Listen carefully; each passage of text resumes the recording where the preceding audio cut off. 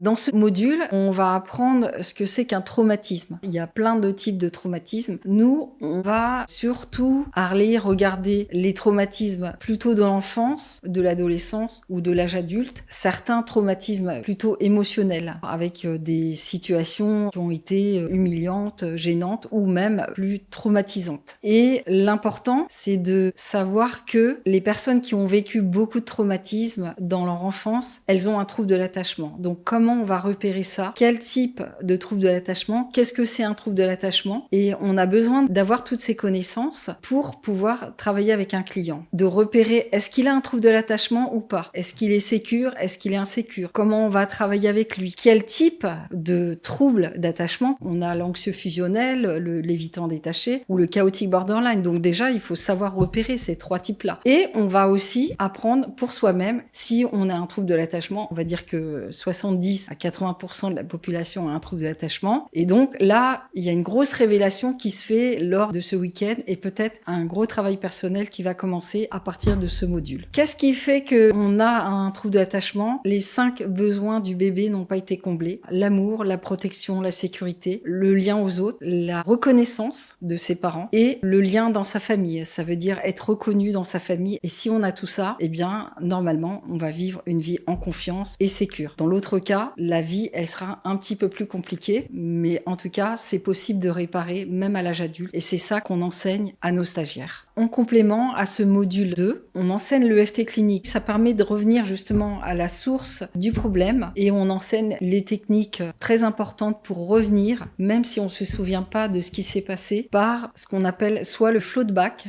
soit le pont d'affect. De manière inconsciente, la personne, elle va revenir dans le passé et retrouver la situation qui a créé la problématique d'aujourd'hui.